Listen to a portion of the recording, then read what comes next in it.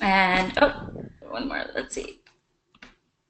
Southwest Florida with new lab on marine debris. Wow. Ah, boy, that's a big topic. So, well, let me get going. We have a lot of things to talk about, and I encourage you to chat in your questions as you have them. And Sarah will keep an eye on the question box for me. And Sarah, when you have a question, you can ping me in the chat box, or I'll stop occasionally and say, do we have any questions? Because it's important that you ask them. You know, it sounds like most of you on the call or some of you are fairly new to the fundraising business. And having been in the fundraising business a long time, it sometimes is hard for me to remember what might be confusing to people. It's easy for me to take things for granted. But let me dive in and tell you a little about myself and my connection with informal STEM education. As Sarah told you, I'm Andrea Kilstead. I'm here in New York City. Sarah is here as well. And indeed, I am so proud of Sarah that she and the BioBus group have finished this big campaign. Just to let you know that it wasn't very many years ago when Sarah came and sat in my apartment and we talked about how they could get going with fundraising. And the first idea Sarah came up with, which was a good idea as it turned out, was that her mom had agreed to give a house party to invite some people to talk about the biobus. So it began in a very little way. And I don't know, Sarah, how many years has it been now? 5 years, 7 years, 6 years, maybe not even. I think it's been about 6 years About since then.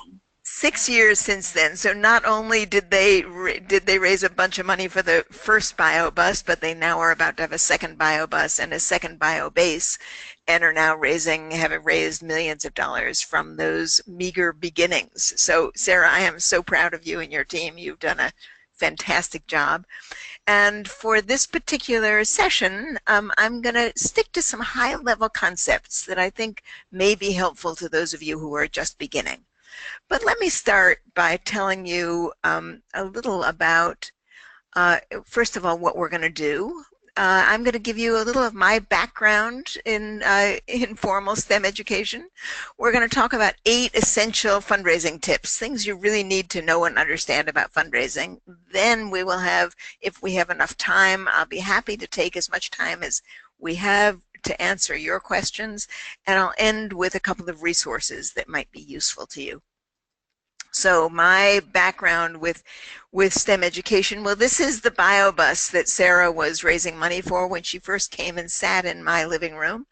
And during the time that she was coming up here for our every other week meetings, she was then going from here to driver's ed, where she learned how to be a bus driver so that she could drive this bus all over the place, which she now, Sarah, I assume you do that pretty handily now, right? I also Yes, have, sorry, that is true. I yes, actually got complimented by some security officers on Wall Street yesterday. Um, ah, right. Driving that bus in Wall Street, I suspect, is no easy task. not So good for you, Sarah. But it always tickled me to know that she was leaving here, where we had spent, an hour talking about raising big bucks, and then she was going to take her driving lessons to become a bus driver. So I have also done over the years a lot of work for the Science Center in Ithaca, New York. Those of you who have been in Ithaca perhaps know the Science Center up there, and those of you who haven't, I encourage you, if you have a chance to get to Ithaca, to see what they have up there. It's a remarkable place. I was involved with the Science Center in Ithaca not once but twice on 2 different campaigns, and both of them raised a significant amount of money to build this organization from very small to what you see here, and actually even bigger than that. The director of that organization is recently retired, Charlie Troutman, and he just came through New York and spent several days here, and we were reflecting on how many millions of dollars he has raised over the time, starting from a very meager beginning. Finally, I was involved in this organization, which is the Science Factory in Lancaster, Pennsylvania. And my experience there is that a gentleman who lived in Lancaster came up with the idea of creating this organization and came and sat with me and said, I really need your help in figuring out how to raise $1 million to get this off the ground from nothing. And lo and behold, over the next year, he actually did raise $1 million, and this organization is now a thriving, ongoing place for informal education. So these things can happen. You can start with a spark of an idea of what you want to do.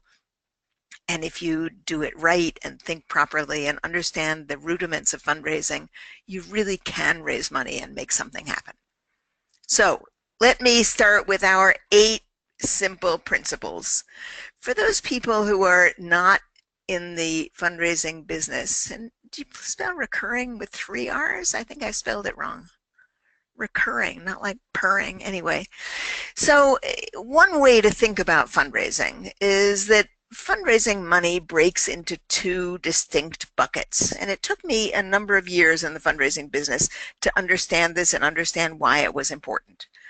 One bucket, one way to raise money is through what I think of as recurring gifts. Those are the kinds of gifts you ask people for that the intention, both your intention and their intention, is that they will keep giving year after year after year. And I'm sure all of you on this call have some organizations that you give to every year. Perhaps you give $50 or $100 or maybe $1,000 or maybe $5,000. People tend to settle on a particular amount of money that they are relatively comfortable giving as a recurring gift. And the expectation of the organization is that they're going to come back to these people the next year and ask, and this money will go to their annual operating budget. Now, it's important to think about this because you're giving, when you are asked for an annual operating gift, you will temper the amount of your gift because you have a sense that this is a recurring gift. As opposed to the green bucket here, or the green rectangle, which I would refer to as a special bucket. This is raising money for special projects that are once and done. And at the larger size of that, this is where capital campaigns fit. Or this may be where funds to start up a project would fit, right? If you're just at the very beginning, you might, as happened with the Science Factory in Lancaster, decide that you're going to raise $1 million just to get a place up and running. You're going to raise $300,000 to get a science bus, to actually buy it and fit it out and get it on the road. Then, in addition to that, you are going to have to start an ongoing recurring source of funds through fundraising where you're asking people for recurring gifts. Now, one of the interesting things to realize here is that people who give annual funds, these recurring gifts, are likely the very same people who will give special gifts every now and again. And if, as my friend Jim did in Lancaster, Pennsylvania, he began by asking for special gifts, when he then had to raise money to support the operation that he had built, he, of course, went to the same donors. They may have given him $100,000 for their initial gift, but when they then gave recurring gifts, those gifts would be significantly smaller. And the intention would be that they would keep funding this organization year in, year out. So when you're thinking about fundraising, keep a clear distinction in your mind of what it is you're going to be asking people to raise money for, and whether it fits into one of these buckets or another, recurring funds versus special gifts. Sarah, I'm going to pull you back into this. You know, I think that it's not uncommon for organizations to struggle. It's almost easier to raise special gifts than it is, these bigger special gifts, than it is to keep the operating fund alive and growing as the institution grows. Is that your experience, Sarah? Absolutely. I think it's, you know, we, as I said, just finished this $4 million capital campaign, but now we have a roughly $2 million operating budget, which is yes, more of a challenge than we. Right. Um, and I think part of what you've trained us to do is talk to our donors, even when they're giving a special gift, sort of get them thinking about what it will take to keep the operation running. Right. So, and I find that it's really useful to understand this. The special gifts, the capital campaign kind of gifts, or it might be a special gift or a special initiative to buy a new microscope, for example, right? Or to buy a different piece of equipment, or to start up a new program. These are what I call springboard gifts. They move an institution from one level to another. And you need to be aware that they may have ongoing operating consequences. So you can't put yourself in a position where you are cannibalizing, where you're letting your special gifts cannibalize what is your operating budget, right? And sometimes an organization does get ahead of itself. All of a sudden, like the science, like the biobus, you have a big increase in funding, a big increase in program, and it's going to take a while to catch up your annual fund to that. You will catch up over time, but that requires a serious effort and intent to bring in additional and new donors. All right. Do type in questions if you have them or if I'm not clear. Now, number 2. You know, most organizations, when I ask them about their fundraising program, tend to describe it to me in terms of what I think of as activity silos. And any of you who are doing fundraising may well think of your fundraising program that way. You may think that there is someone on staff who writes foundation proposals. It may be that twice a year you do a direct mail campaign, right? You probably have something, if you have a website, you probably have something fleshed out to actually take money and contribute it through your website. You undoubtedly have a special event or two. Maybe you have, God help you, a golf tournament that's supposed to raise money for your organization, or who knows what else. I think actually at the Science Center in Ithaca, New York, Sarah, you may know about this. They had an annual egg drop event. Do you know these egg drop events, Sarah? I do, yes, but They're I such didn't. fun. That really is fun. Where people have to build, they all get the same set of tools and equipment, and they have to build a container. Teams have to build a container in which they put a raw egg, and they have to drop it in their container from, I don't know, 10 feet up or 8 feet or whatever it is, and the team where the egg doesn't break is the winner, right? Now that's if you're going to have an event, that's an appropriate event to have for a science center, I have to say. It gets a lot of creative thinking and is very much fun when eggs splat all over the sidewalk. But that's not, my point is this, that special events are one of the silos, one of the activities of fundraising. You may have a Kickstarter campaign, right? You probably will have a year-end campaign. And it's very common for people to plan their fundraising around these activity silos. But a better way to plan your fundraising, and this is what I instilled in Sarah, I think, is to plan your fundraising from the frame of your donors. How that you will want to always be thinking front and center about the people who could give the largest gifts. As in this triangle, there will be a relatively fewer of them, right? There may be 10 or 15 or 20 in this major gift category. And then you're going to want to think about your mid-level donors and finally your general donors. Now, when you overlay the activities on these, what are we going to do with our major donors, our mid-level donors, and our general donors? What you'll find is that it reshapes the way you think about fundraising, because you think then differently about how you treat and deal with your major donors than you do mid-level donors and general donors. So your fundraising event, your egg drop, your gala, for example, might then be geared to one set of donors primarily. you may have and should have a whole different set of activities that are geared to your major donors. Those are more white glove activities.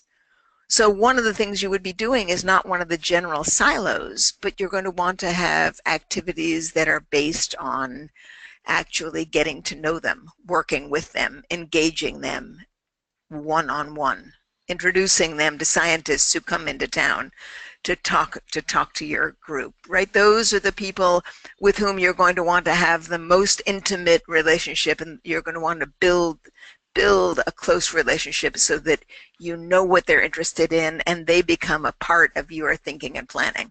And that's what sets up a major gift. The mid-level donors, you can't afford to be as hands-on as you can with a major donor. And of course, the general donors, that's where you're primarily sending your direct mail appeal, or your, who you're reaching out to in the broad base of your Kickstarter campaign.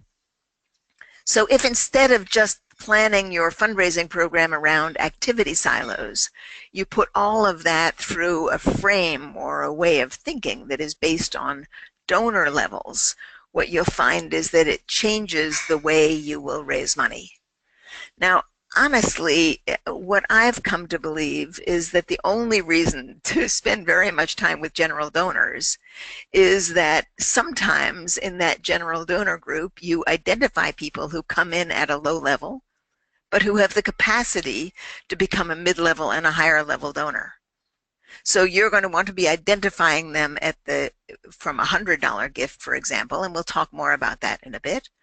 And you're going to want to move them up so that even though they start out as a $100 donor, if you have the sense that they have the capacity and inclination to be a major donor, you're going to want to treat them like major donors and move them up.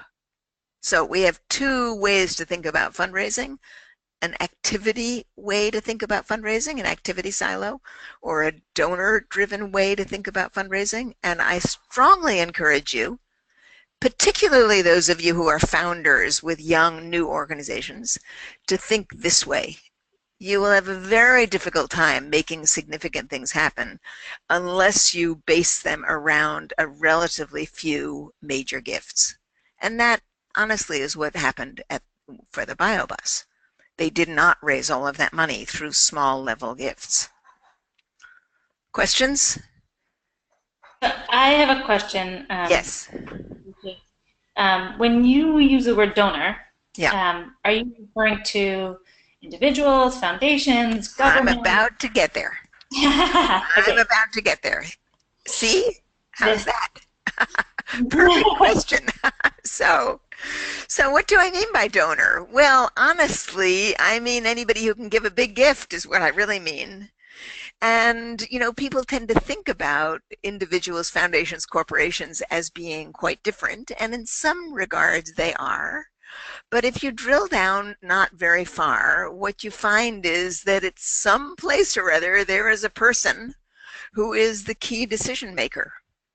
Whether if it's an individual, that's obvious, but I think we tend to lose track of the fact that foundations, excuse me, also have individuals who are figuring out who's going to get the money. And Sarah, maybe you have a story here for us. I know that you guys have worked closely with key individuals in some foundations who have given you really big gifts. And it's probably hard for you to imagine that you could have made those big gifts happen without a relationship with that person. Is that true? That is absolutely true. I think, when we first started, we had this idea, partly maybe coming from an academic background of, you write a grant and you send it in and you wait for feedback. And that was successful just about, 1% of the time. Whereas over time and through trainings, we learned you find a person at a grant-making institution and develop a relationship with them and find a way to show them the programs in action, and then be careful about cultivating that relationship and stewarding it. And that's been successful, more than 50% of the time. Right, more than 50% of the time. I mean, and these are for big gifts, right? So one of the things that's funny that always makes me either laugh or cry, I'm not quite sure what, But is that one of the reasons that people like to raise money from foundations is because they think they don't have to ask anybody for money. They can just write a proposal and send it in, right? It keeps them from the fear of asking, right? The reality is that whether it's a foundation, a corporation, or an individual, you will do much better if you find out who the decision makers are and you find a way to build a relationship with them.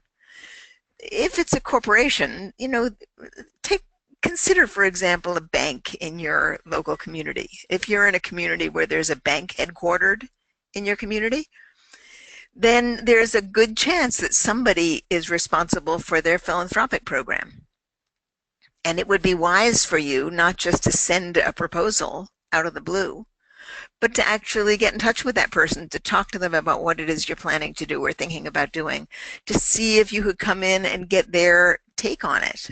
If you have a site, if you have a place, invite them to come to a program, right? Do something that you can begin to understand what the corporation, what the foundation wants to do, not just from reading the what's online, but actually from having someone explain to you how it works, how the decision making works.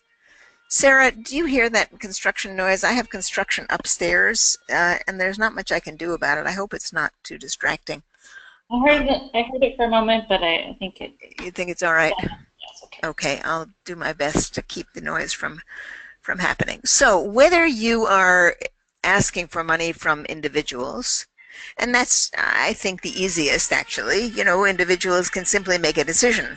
Foundations and corporations often have to go through a longer process of going through a whole hoopla to get some decisions made. But nonetheless, you will be wanting to find out who the individuals are, who are the decision makers, and see if you can find a way to talk to them about your project long before you're ready to ask them for a gift. It will make a huge difference in your ability to be successful. All right. Qualified prospects. When we talk about going to ask people for money, we are after not just asking anybody for money, and this is true of foundations and corporations also.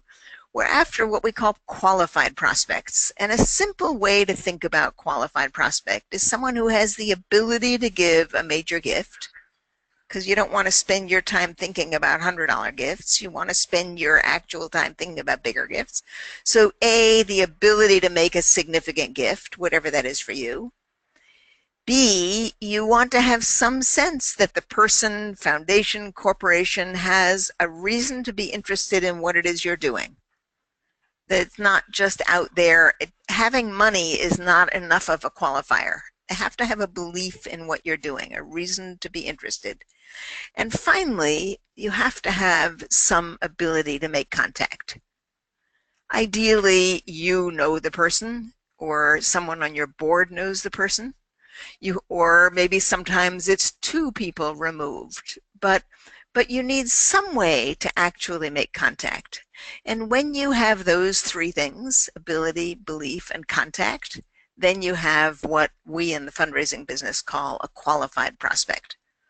Now that sounds pretty simplistic, but honestly, if you have a list of donors and you put a list of donors on paper and you go through and say, well, how many of these are ABC qualified, ability, belief, and contact, it will help you prioritize your list. You will begin to know what it is you're looking for.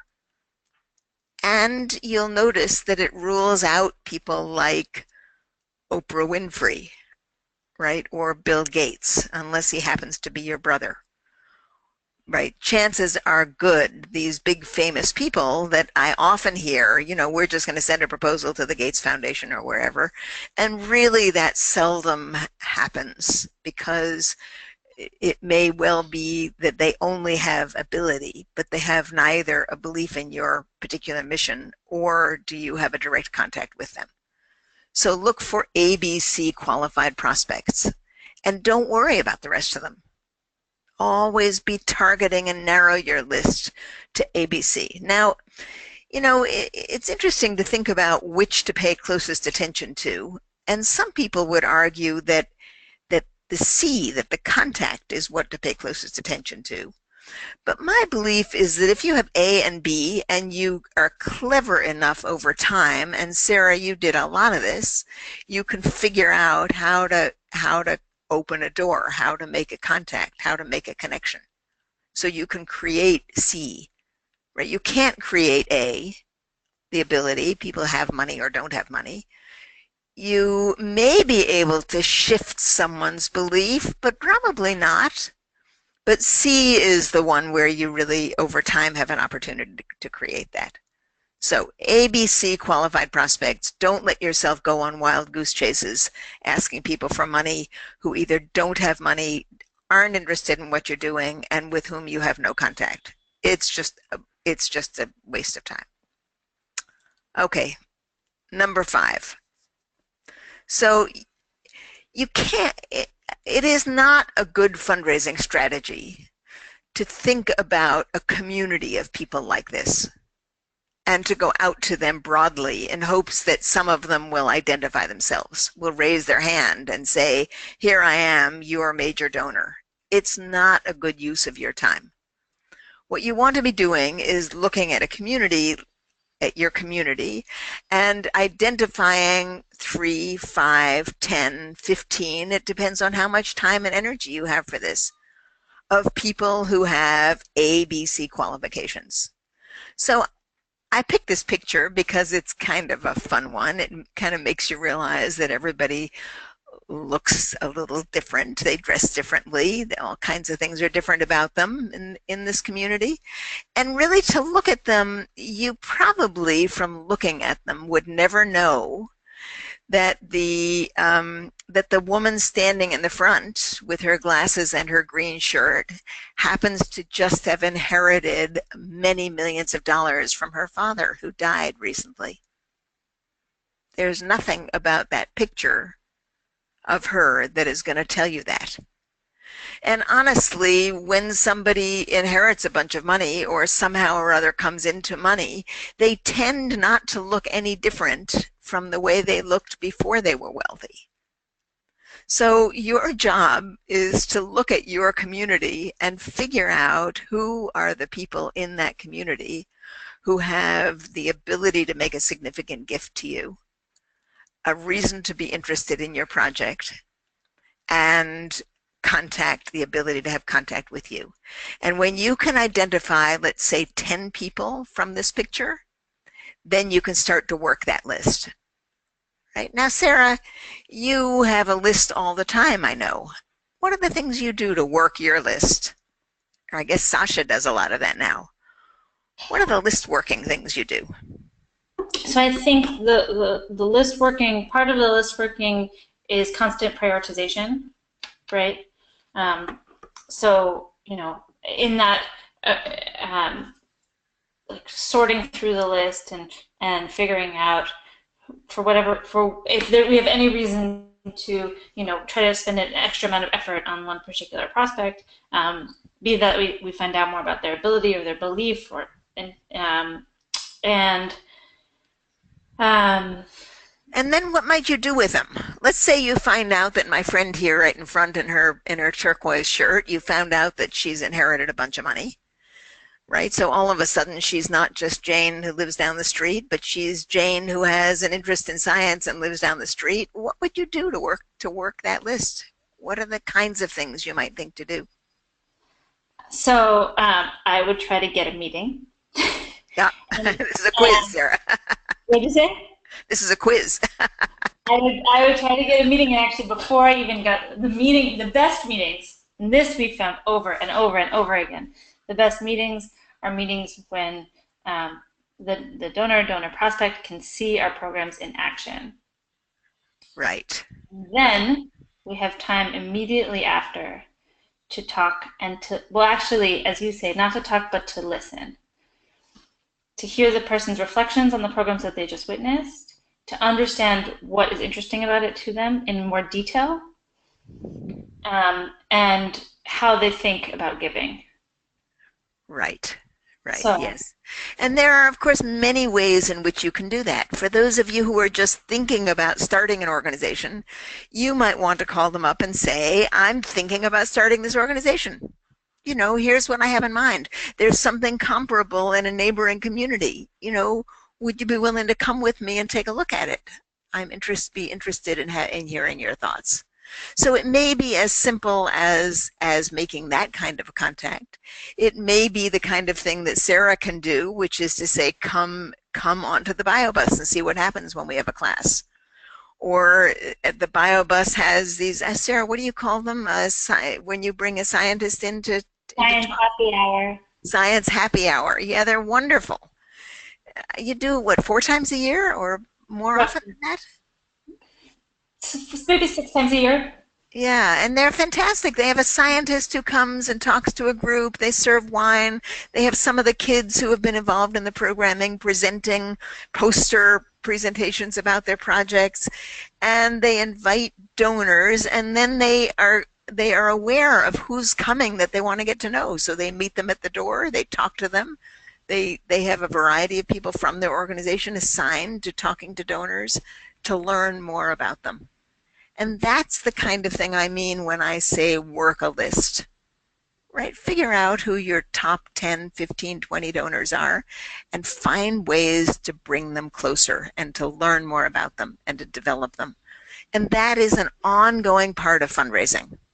The people who have the capacity to do the most for you are the people with whom you will want to build the strongest and biggest and most powerful relationship. Do we have any questions coming through, Sarah? Anybody have any questions? This is a good time to chat them in. Sarah will keep an eye on them. Or maybe we're being so clear that it's really now. All right, here's one of my favorite. We have one? The questions coming in. Yeah. Um, are there certain foundations and corporations you've targeted for mobile lab funding? That's a question for you, Sarah. That is a question for me. Sorry, David, I didn't see that question come in. And you know, yes, I would say generally there's foundations and organizations that are very articulate about their interest in STEM, in science, in underserved youth, in sort of anything very core central to the mission of a mobile lab. I haven't found a foundation that's specifically interested in the mobile lab, but often the mobile lab is a really great tool because it's both unique and exciting, and also very obvious in in the way that it can be efficient. And I think anybody is welcome to go onto our website, and we have all of our donor lists there, and that's another good way to start to learn about the foundations in this space, is to really to go onto the websites of organizations that are similar, have similar missions, and start to see who their funders are. Right. Now, let me just make one point here, though. A mobile lab is a very, I would imagine that most of them are local or regional organizations, right? They don't serve the entire country. That's a very good point. Right. Now, there was a time, I know, Sarah, when your bus was driving across the country, but I think that's not true now. You've centered in the New York area, and most mobile labs are going to center in a region. The chances are very good that the bulk of your fundraising is going to come from regional organizations, right? From organizations interested in education in your region. That the chances of your getting a big national grant for a local project are not good. So the question is probably less, Sarah, who are your funders and can we go to them? And more, who are our funders in Western Florida who are interested in education and science education that we might go to for this, because that's going to be the natural overlay, right? Money follows geography. Yes, absolutely. And we found that time and time again. Yeah. Okay, one other question is how to use social media to branch out. and get them Yes. um, to use our nonprofit for their community service answers. Service hours. How can I appeal to them online? You know, this is to get volunteers. If you're talking Um, about fundraising, I want again to encourage you, if you are working on fundraising, to think at the highest level of fundraising, not at the lowest level. And when you start doing things through social media, you are looking broad-based small gifts. It's going to eat you alive to do that. I think it is a good way to get people who are interested in volunteering or other things, but that's a different subject than this particular program. So, there certainly is a role for social media in spreading the word for what you do. There's a very minimal role for it when it comes to serious fundraising. Sarah, I'm going to go on here. I want to move here from work the list to one of the ways to work the list is to ask people to do things for you. And when you ask people to do things, what you do is that you draw them closer. And I have here just a partial list of the kinds of things you might ask them for. You see in the middle of the slide money, that's what everybody always thinks about, but I would encourage you to ask people to open doors to others, to ask for advice of one sort or another, to ask them to come for a visit, to ask them to serve on a planning committee of some sort or a program committee, to ask them to give a presentation. I mean, I'd be interested, Sarah, if all the scientists who give presentations at your happy hours also become contributors. It wouldn't surprise me if you asked yes, them, we do. We do. And right? we're intentional about then cultivating them as donors, yes. Right, right. So involve people not just by telling them what you're planning and what you're doing, but by asking them to help. And what happens is that they then move themselves into a position of being more likely to be a donor once they start helping. So always be asking. Every time you're in touch with someone, ask them to do something. Not necessarily give money, but ask them to do something. All right. Don't grab the money and run.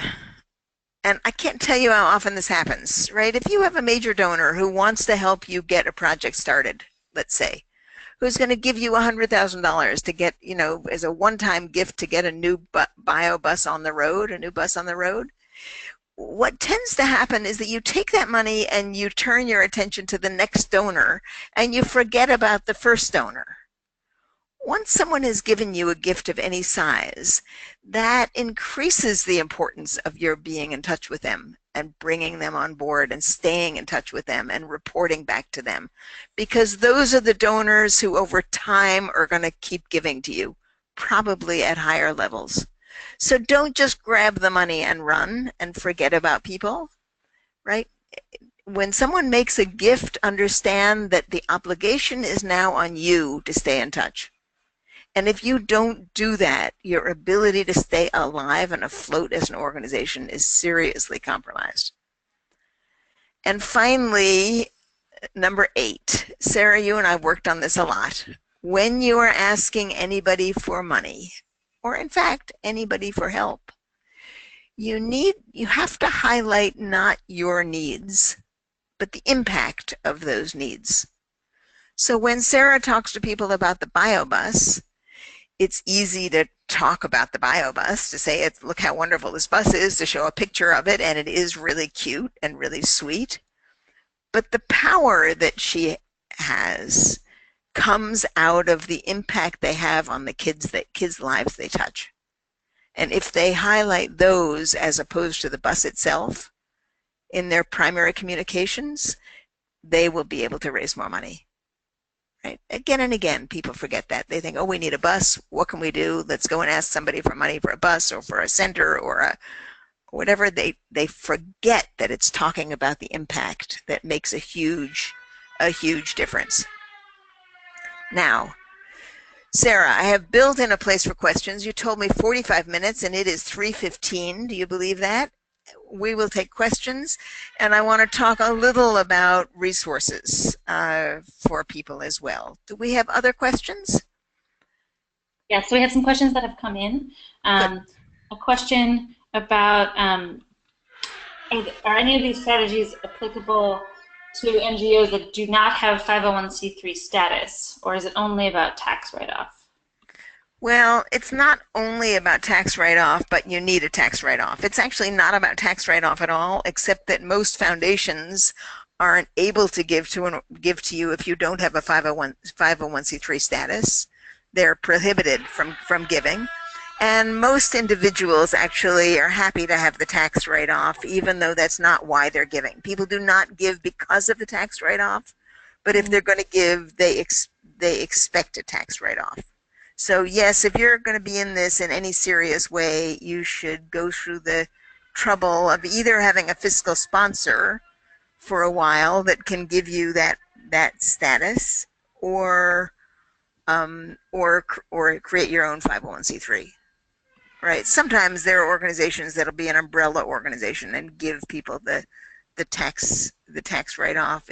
Most umbrella organizations will charge you something, 3% or 5% to manage that process. A good question. They're all good questions. Yeah. There's a question about sort of defining the difference between an investor and a donor. This is the case that investors are looking for financial return and donors are not, or what do donors expect?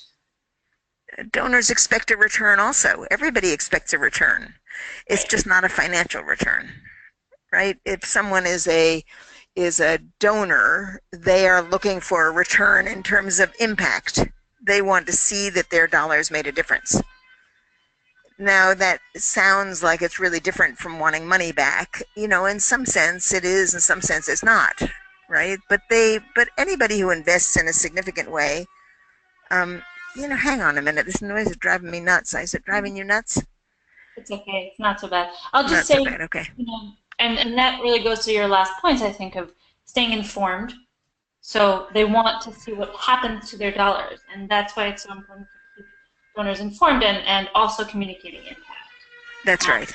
That's right. Yeah. There are some organizations that will lend you money and you'll have to pay them back. That's sort of, and maybe you pay them back with interest, but I'd encourage you not to do that. You have a wonderful opportunity in this country to take advantage of the culture of philanthropy that we have here. There really are people who will invest in making good things like this happen. Yes. How do we keep? I think this is also about recognition. So donors don't necessarily expect recognition. I think you talk to your donors about what recognition they're interested in, but donors do expect acknowledgement. Yes. And somebody asked about keeping donors advertised on the mobile lab. I can answer that in the way that we solve that problem, which is that we tell our donors that we update our exterior yearly. So as long as we're clear about communicating that, then we don't have to worry about constantly changing, the recognition, sorry, very physical recognition. Right. So, and let me just address that for a minute. Often it's the corporations that are particularly keen on having that kind of external recognition. Right. They want their names out there, while donors, are happy to be recognized sometimes. That's not why they give. So I think there are some misconceptions about recognition. With the corporate sector, that's a different story. They're after advertising. But for foundations and individuals, that they don't give in order to be recognized. They give in order to make a difference. And you should never sell that short. Do any tools you recommend for tracking other than Excel? There's lots of donor tracking software out there. What do you guys use at the BioBus? Right now, we're using Salesforce. We're using the Salesforce nonprofit starter pack with a lot of customization added onto that. But yes, after but just to be clear, we've been running this organization for almost 10 years, and we just instituted Salesforce this year because it's also, managing a database. The more complicated system you set up, the more trouble it is to to manage it and to keep it up to date as well. Right, Yeah. right. There are some simpler systems. Bloomerang is one, for example. There are a lot of systems, and an organization like Bloomerang, for example, I think if you're small, you actually can get it for free. So if you're a startup, I would get in touch with the people at Bloomerang and see what they would have for you. It's fairly simple, but robust in its own way. Excel is fine, but it really won't take you very far, and better to start up with a system if you can start up with one that's inexpensive Yes. or free. The donor perfect, and I mean there are piles of them, but the one that's on my my mind these days is Bloomerang, just because I write for them periodically, and I know the guy who runs it, and everything I hear about it is pretty good. Is it important to have a person, an individual for an upstart organization who's dedicated to fundraising? Can one person do it all at the very beginning? At the very beginning, it's very common for one person to do it all. There's nothing like founder zeal, Right. right? It drives a whole lot. And it's often hard. I mean, the challenge often when you get somebody who's a founder, like my friend Jim, who created the Science Factory, he was totally committed and committed his life to making this thing happen. I mean, he was a madman about making this happen, and he did a remarkable job. What was hard for him was having to give it over, right when it grew too big for him to manage. That became hard for him. And he would keep coming back into the mix. It was like a child to him. He couldn't let go.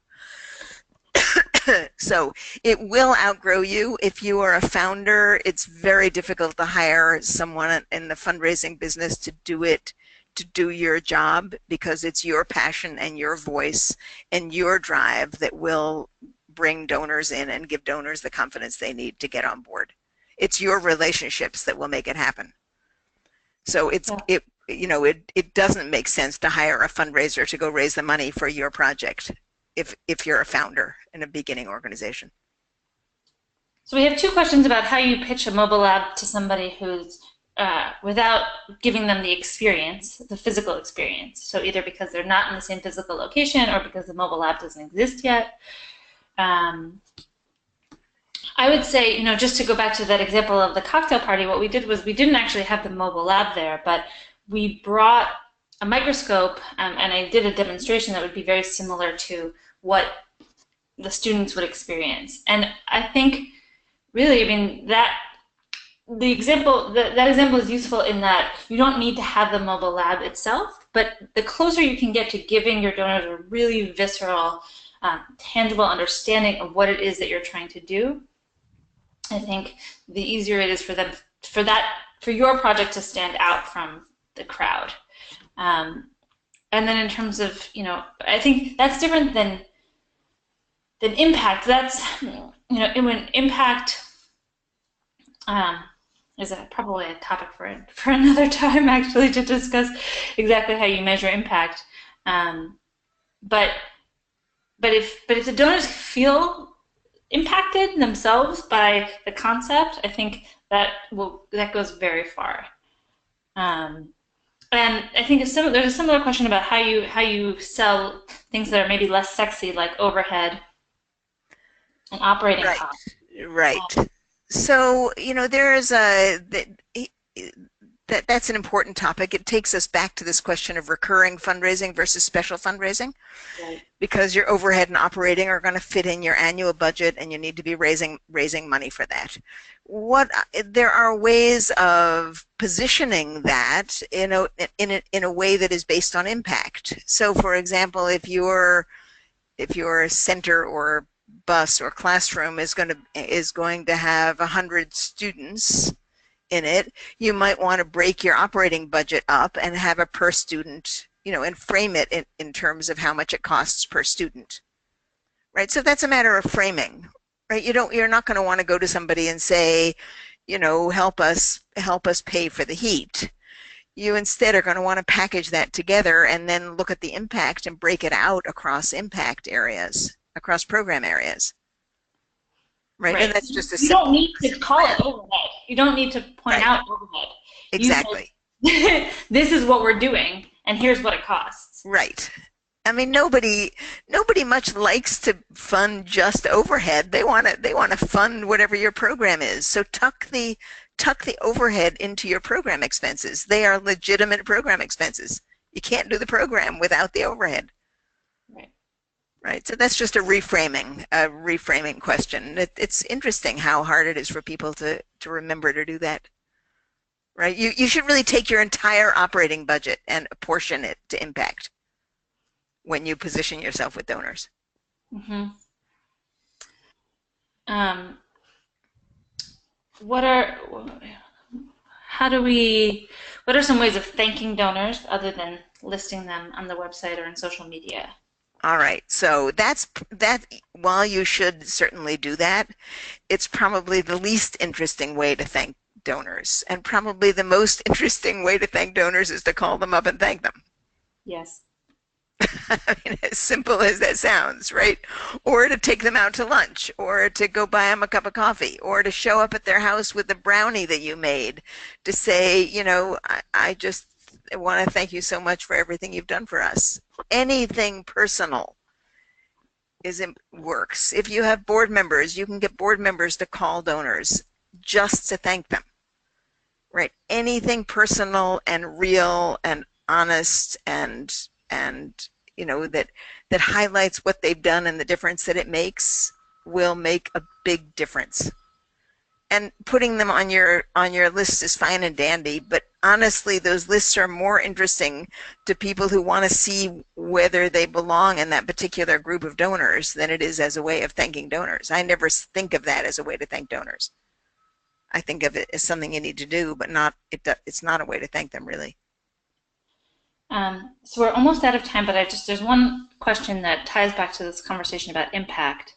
And was, I think, also related to a question here about whether or not you need a track record, and I think similar of, how do you convince somebody of this when you don't have the mobile lab yet? Um, so the question is, how do you show impact of the mobile lab? What are the measurements that actually show that it's impactful? We are talking, a lot about impact and how do you actually demonstrate that. So I Right. want to take a moment to plug and to talk about the Mobile Lab Coalition conference that's coming up at the end of July.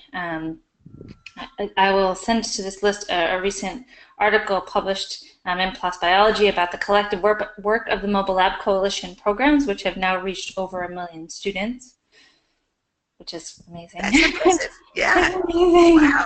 Wow.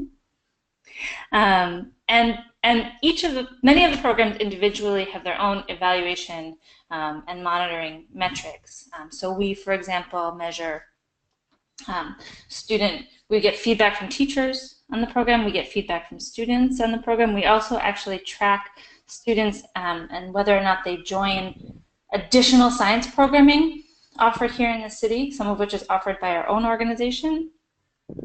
Um, but the Mobile Lab Coalition more broadly is working on developing common tools, common metrics for evaluation and assessment so that we can actually all have a stronger case when we go to donors. So we know how important that is, and we want to work together as a community, and we're really excited to have our community grow and to be able to offer new resources that hopefully will speed up or accelerate your process as you work on getting a program up and running off the ground or sustaining it. Sarah, I think it's impressive what you do. I'm happy to have had all of you on this session today. Let me quickly tell you, if you're going into a capital campaign, my book is out in its 4th edition. You can get it on Amazon. That's actually the cheapest way to get it.